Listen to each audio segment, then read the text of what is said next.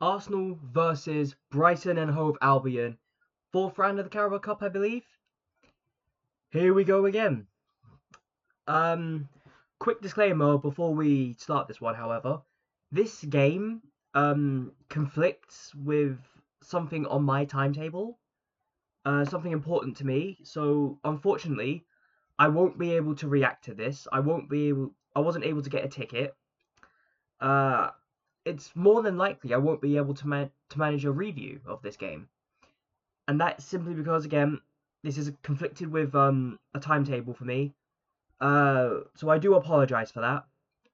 However, I'm still gonna give this preview, gonna give my kind of thoughts on this. Hopefully, I'm not being stupid. Um, but I think the biggest question here in this kind of game is: do you rotate massively, and what players do you rotate with? Brighton and Hove Albion, they ain't no mugs. They will come at us. I wouldn't be entirely surprised if they put their full team out. But this is where the beauty of Andre Berta has come in. Andre Berta has brought in a team that we can actually rotate a bit. Unfortunately, we do have a fair few injuries on us right now, which could cost us. I was very much looking forward to games like this with a player like Madueke, for example. I think this would be absolute prime material for Madueke to start. But as things stand, at least as far as I'm aware, he's still injured.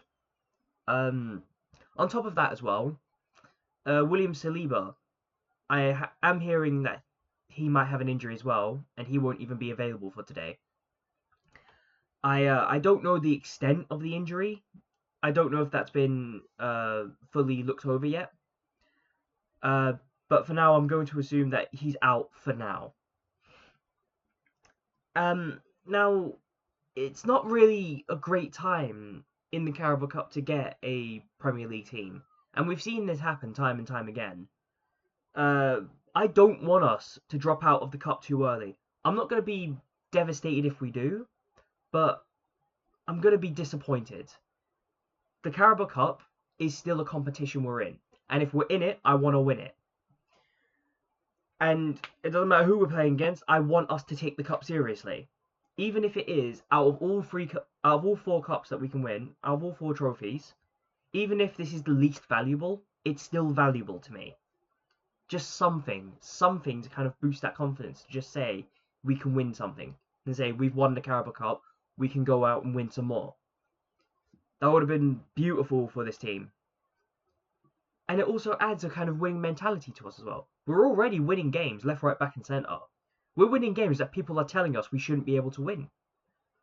But what I mean by that, when I say winning mentality, is if you look at the past few seasons, we haven't really been able to get over the line. Maybe it was a fatigue it was a fatigue. It was a mixture of many things, but one of them is I don't think we had the mentality at the time to just get it over the line. We had the mentality to compete, just not quite get there yet. But even if we win just as something as little as a Carabao Cup, that's still a winning mentality. It's something to add to your confidence.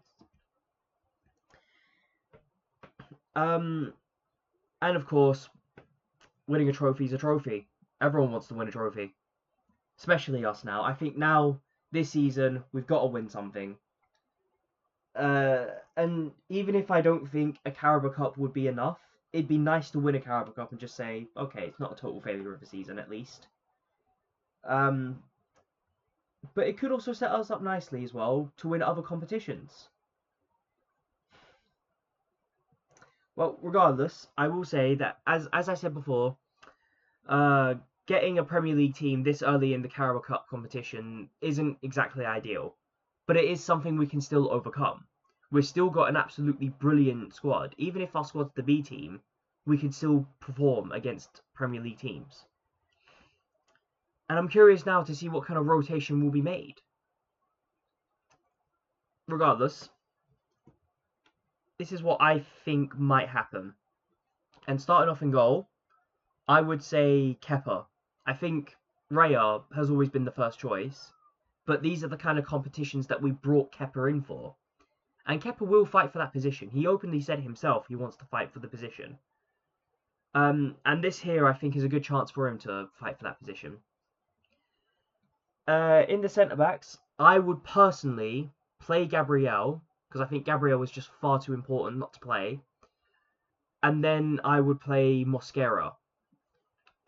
I think Mosquera. These kind of games are ideal for Mosquera as well.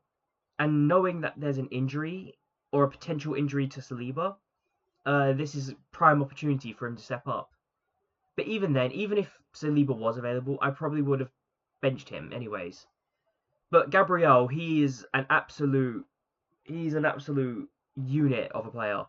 He will be that set piece king for us. And if we get a set piece, we know who we're looking for in Gabriel.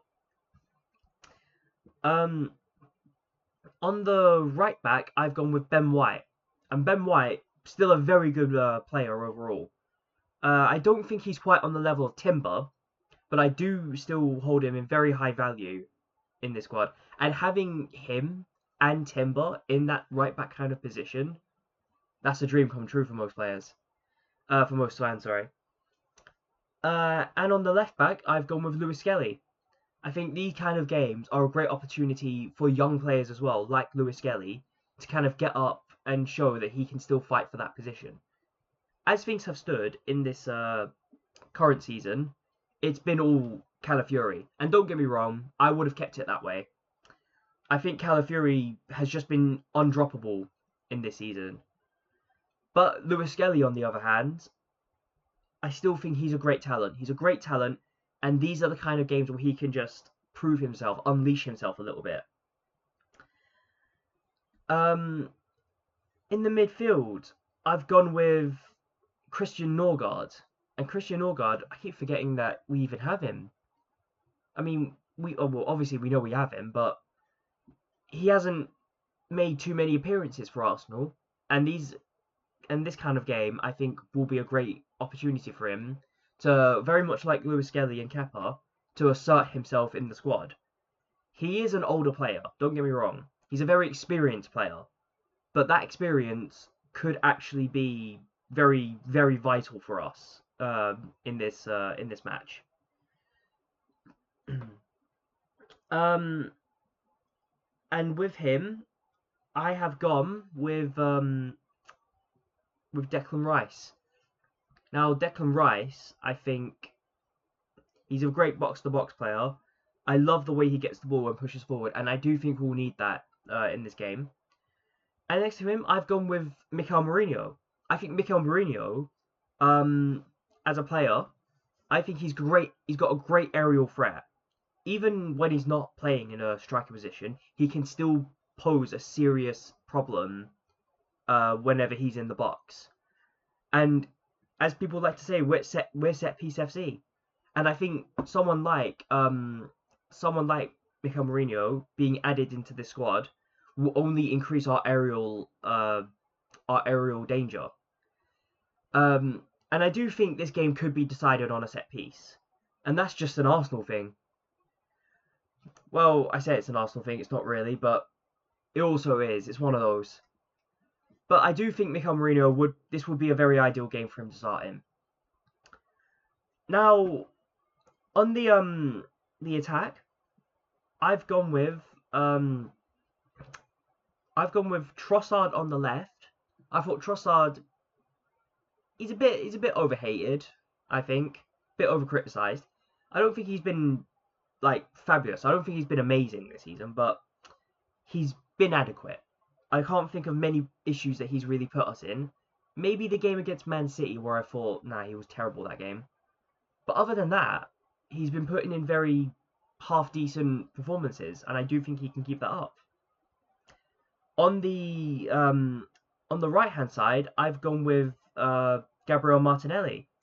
I say this because I think Gabriel Martinelli, he's going to be fresh, relatively fresh anyways, but it's also a good opportunity to give Bukayo Saka a rest. And we remember what happened last season with Bukayo Saka. It's the reason we brought Madueke in, but unfortunately he's off injured now. So it's going to have to be Gabriel Martinelli. And finally, in the attack, I've gone with Victor Gyökeres. I do think we need a starting player in that final third. Victor Gyökeres, bit underwhelming in the terms of goals scored, but his overall play, I don't think has been a problem whatsoever. And if he adds that kind of presence up front, then all's the better for us. But anyways, that's my match preview for Arsenal versus Brighton and Hove. Let me know what you think down below. Like, share, and comment, and please do subscribe. It really does help out the channel. And I will see you, hopefully, for the match review of Arsenal versus Brighton. Goodbye for now.